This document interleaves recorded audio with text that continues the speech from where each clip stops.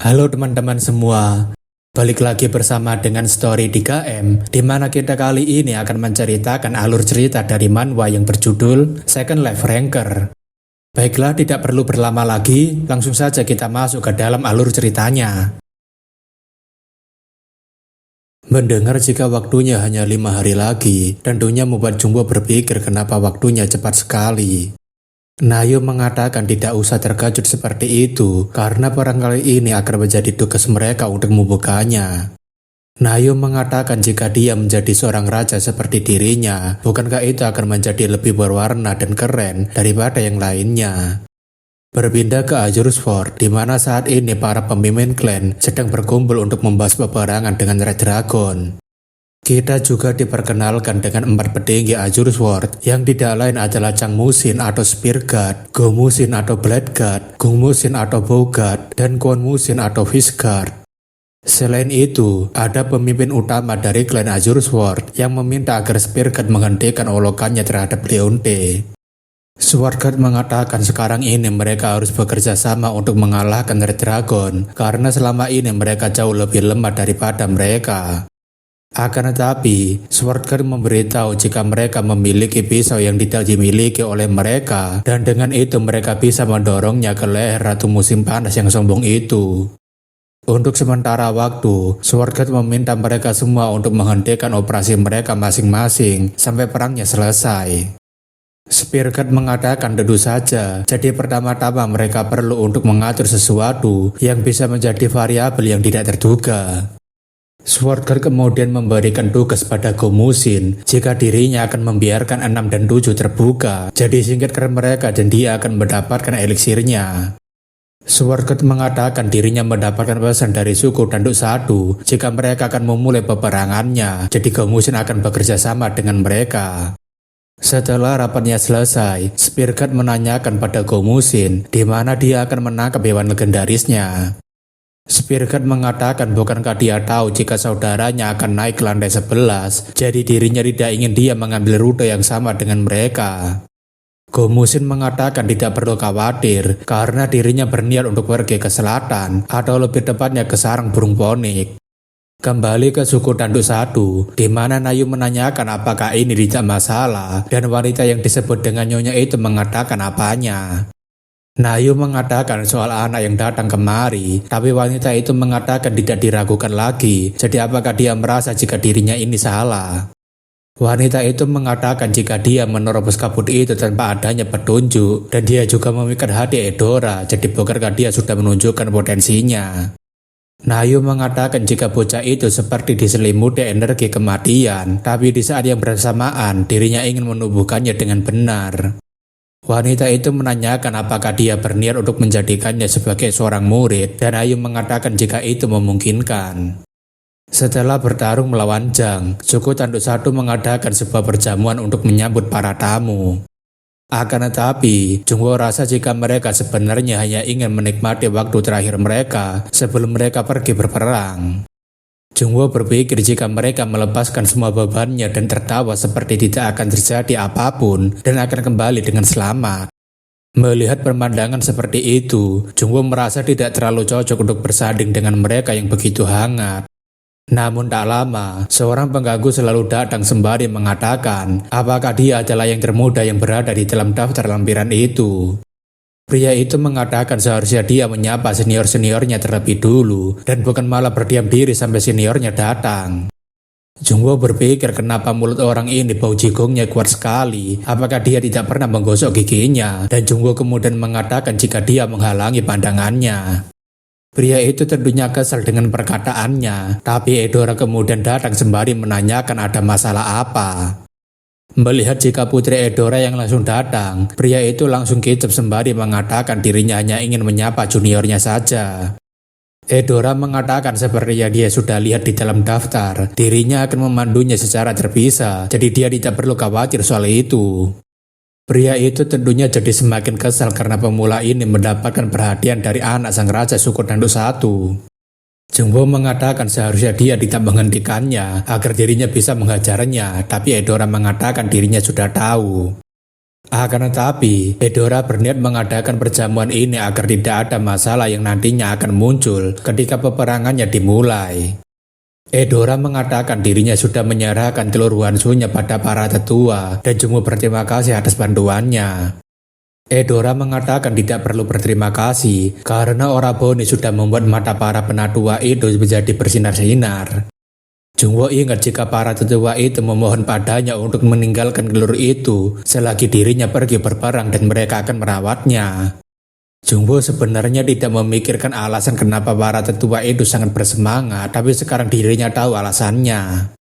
Edora menanyakan sejak kapan dia mendapatkan rantai itu, dan Jungwo mengatakan inilah kenapa dirinya ingin bertemu dengannya. Jungwo mengatakan dirinya ingin Edora mengkonfirmasi artefak ini melalui penglihatannya karena informasi yang dirinya dapatkan terbatas sampai batas tertentu. Edora mengatakan jika benda ini terlihat seperti belenggu tua, tapi jika diperhatikan lagi, materialnya terlihat seperti mirip dengan Divine Iron. Akan tetapi, sisa-sisa kekuatan suci dari belenggu ini sudah mulai menghilang dan hampir seperti tidak ada lagi. Namun satu hal yang pasti, Edora mengatakan jika benda ini masih belum lengkap karena rantai itu terlihat seperti terhubung dengan dua bagian lainnya. Di lingkungan perbudakan, belenggu ini memiliki 3 bentuk, yaitu borgol di tangannya, lalu seharusnya ada borgol di kakinya, dan yang terakhir ada di lehernya. Edora mengatakan sisa bagian ini harus digabungkan terlebih dulu hingga dapat dilepaskan, dan dirinya merasa jika fungsinya baru akan terbuka jika ketiganya sudah bergabung. Jungwo mengatakan dirinya berterima kasih atas bantuannya, tapi dirinya masih memiliki satu lagi permintaan, dan Edora menanyakan apa itu. Sambil melihat suku tanduk satu yang sedang mempraktikkan seni bela diri, Jungwo mengatakan apakah dia bisa membantunya untuk mencarikan guru bela diri. Edora tentunya terkejut dengan hal itu, dan dia menanyakan apakah Oraboni mau mempelajari seni bela diri milik suku tanduk satu. Jungwo tahu jika seni bela diri atau mugong suku tanduk satu sangatlah unik, jadi mereka tidak akan membiarkan orang luar mempelajarinya. Alasan kenapa Edora tidak bisa menjawabnya langsung adalah karena hal itu, jadi dirinya hanya bertanya saja tanpa mengharapkan apapun. Edora mengatakan dirinya akan menanyakannya pada ayahnya besok, tapi tidak ada jaminan akan diperbolehkan, dan Jungwo meminta maaf karena merepotkannya. Meskipun begitu, Jungwo rasa jika dirinya akan datang melatih seni bela dirinya sedikit demi sedikit dengan mengikuti pertarungan suku tanduk satu. Beberapa saat kemudian, Nayu menanyakan apakah Chen sendiri yang memintanya untuk mengajari mugong. Nayu sebenarnya heran kenapa dia sampai tengah malam ingin bertemu dengannya, tapi rupanya dia sedang berjuang demi orang yang dia sukai itu. Edora mengatakan dirinya yakin jika Chen adalah orang yang memungkinkan untuk menjadi pemilik dari Black Sword, dan Nayu mengatakan kenapa dia sangat yakin. Edora mengatakan bukankah ayah sendiri sebenarnya berpikiran hal yang sama dengannya, dan Nayu terkesan dengan tebakan anaknya. Nayu mengatakan dia benar jika Chen memiliki potensi yang sangat besar, dan Edora menanyakan apakah itu artinya dia mengizinkannya. Nayu mengatakan bagaimanapun dia harus memenuhi persyaratannya, dan bukankah dia tahu kendala pada Mediaro setelah itu. Nayu mengatakan Edora adalah satu-satunya dalam beberapa ratus terakhir yang telah mencapai keinginan suku mereka untuk mendapatkan wawasan, bahkan mungkin dia bisa menduduki posisi sebagai perantara spiritual suku mereka. Nayu mengatakan jika dia adalah seseorang yang dipilih, maka buktikanlah jika dia layak mendapatkannya, dan Edora mengatakan dirinya yakin bisa melakukannya. Nayu berpikir jika putrinya diikat oleh rantai yang disebut sebagai klan dan membuatnya harus belajar tumbuh menjadi dewasa sejak dini, dan di masa depan dia harus berjalan di jalan yang berduri. Nayu menanyakan apakah dia mau memeluk ayahnya sesekali, dan Edora mengatakan kenapa dia mulai membuatnya jengkel. Di sisi lain, Jungwo sekarang ini berpikir apakah ini adalah benar-benar Divine Iron yang katanya sulit untuk ditemukan, bahkan keberadaannya sampai diragukan. Di antara logam langka yang digunakan sebagai bahan penempa artefak dengan kualitas terbaik, Divine Iron disebut sebagai yang terbaik. Meskipun keberadaannya dikatakan hanyalah mitos, tapi dirinya yakin jika pedang yang menusuk adiknya juga terbuat dari Divine Iron. Jika seluruh belenggu yang mengekang ini terbuat dari Divine Iron, lalu monster seperti apa Raja Ebon itu sampai mereka membuat ini? Jika Raja Ebon memang sekuat itu dan sangat ditakuti, kenapa tidak ada jejak keberadaan atau sejarahnya sama sekali? Namun tak lama, pria pengganggu itu datang lagi sembari mengatakan kenapa anak baru seperti dia tidak memberikan hormat pada seniornya. Pengganggu itu mengatakan dirinya yakin jika dia hanya berani bersembunyi di balik Tuan Putri agar dia bisa selamat darinya. Pengganggu itu mengatakan kalau dia tidak terima, maka segera maju saja kemari karena dirinya akan memberikan pelajaran padanya juga. Keesokan harinya, pengganggu itu menanyakan apakah Tuan semalam sudah tidur dengan nyenyak dengan wajahnya yang sudah babak belur. Jungwoo tentunya langsung meninggalkan pengganggu itu dan pengganggu itu memberikan hormat padanya. Eudora menanyakan apa yang dilakukan Oraboni di sini dan Jungwoo mengatakan dirinya ingin mengetahui hasilnya. Eudora tentunya ngambek sembari mengatakan kenapa dia kemari hanya untuk melihat hasilnya saja tanpa menanyakan sesuatu yang lainnya darinya. Eudora mengatakan untung saja urusannya semalam sudah selesai dan ayahnya memberikannya izin untuk masuk ke perpustakaan skill. Jungwoo mengatakan apa itu dan Eudora mengatakan jika itu adalah tempat yang mencakup semua kelas bela diri yang diciptakan oleh klan mereka. Eudora menjelaskan jika ada 4 perpustakaan, yaitu besi, perunggu, perak, dan emas. Tapi biasanya orang luar tidak diperbolehkan masuk, tapi ayahnya sepertinya sangat perhatian pada Oraboni. Meskipun begitu, ayahnya memberitahu jika dia harus memenuhi suatu kondisi juga, dan Jungwoo mengatakan apa itu. Eudora mengatakan jika Oraboni tidak boleh meminta bantuan pada siapapun, karena dia harus mempelajarinya sendiri dan menemukan pencerahannya sendiri. Selain itu, ayahnya secara pribadi akan mengevaluasinya, dan jika dia lolos dalam evaluasinya, maka ayahnya berjanji akan membimbingnya langsung. Jungwoo tak menyangka jika dirinya akan langsung dibimbing oleh sang raja bela diri itu, dan seketika itu, misi untuk diakui oleh sang raja bela diri mulai muncul. Jungwoo tidak tahu persis kedua seni bela diri itu, tapi ini adalah misi yang cukup menarik hanya dengan mengatakan bahwa raja bela diri akan memberikannya bimbingan langsung. Akan tetapi bagi seorang pemula mempelajari seni bela diri dasar dalam waktu yang hanya diberikan pada hari saja, tingkat kesulitannya tidak ada akhlak.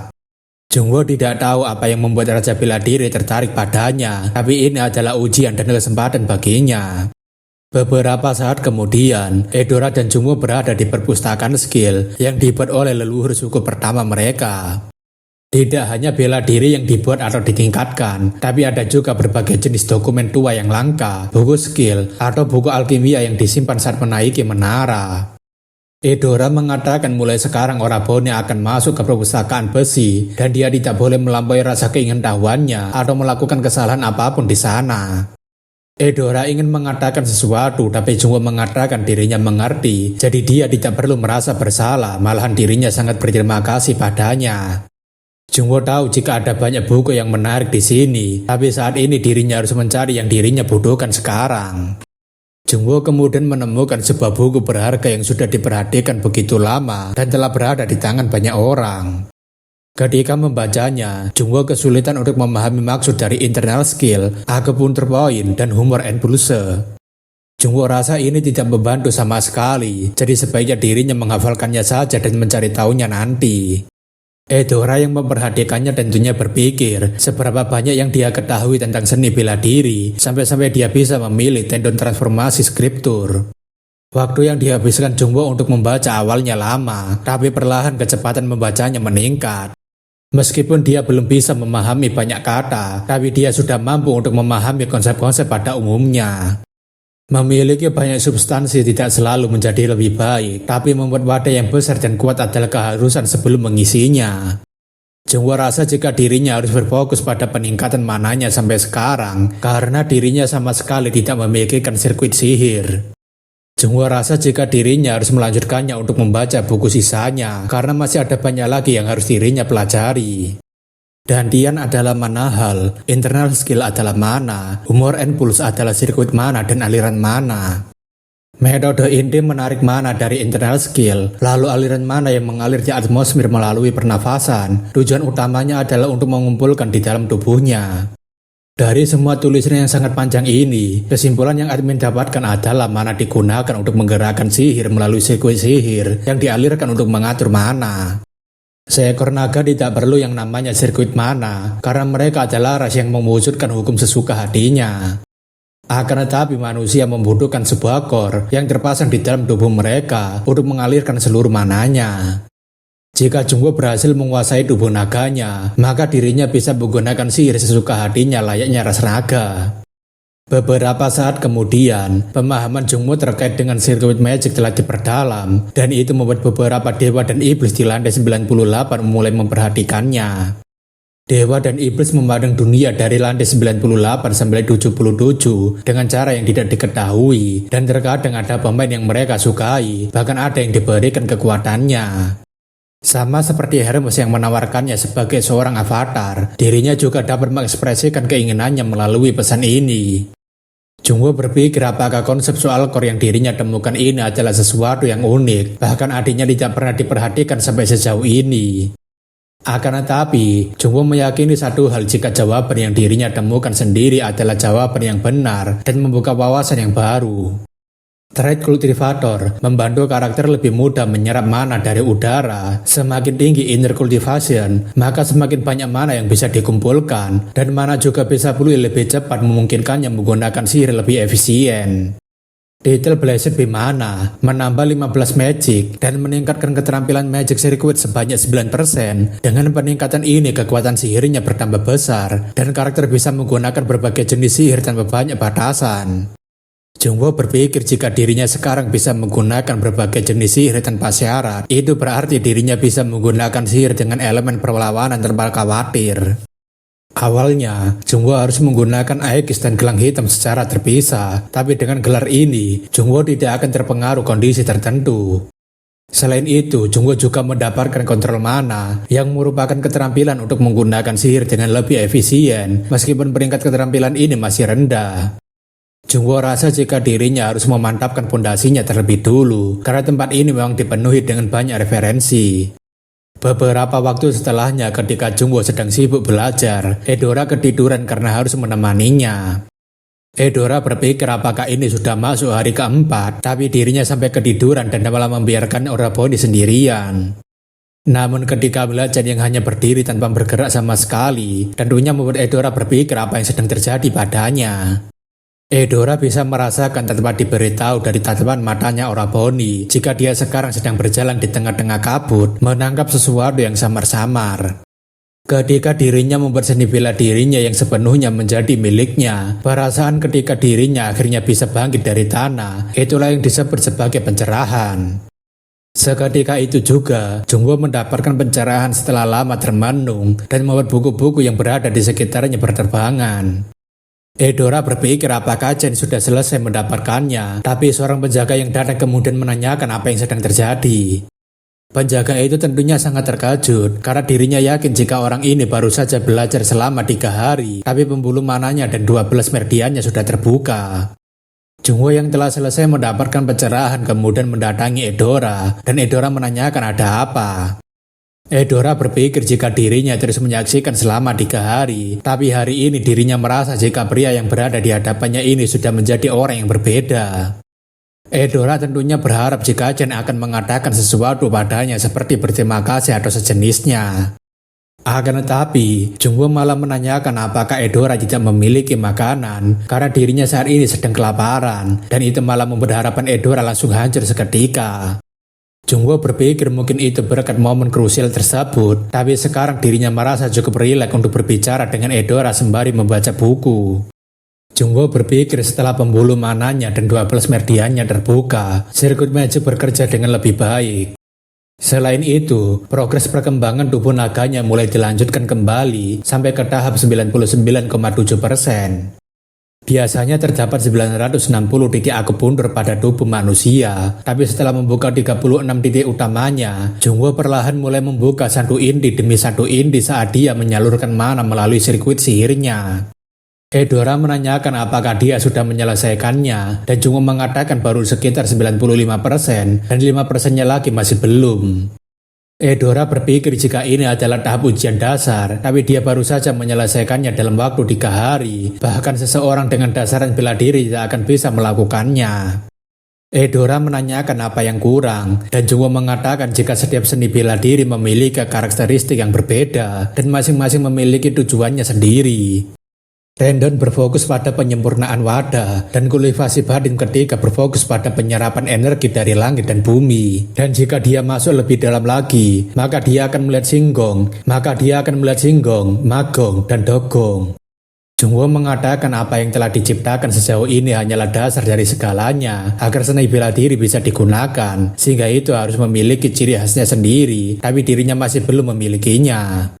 Eudora menanyakan lalu apakah dia sudah menemukan jalan keluarnya, dan Jungwoo mengatakan dirinya harus menemukan jawabannya sendiri. Beberapa saat kemudian, Jungwoo mengumpulkan sebuah buku yang mungkin akan membantunya menjawabnya, meskipun hanya tersisa 1 hari saja.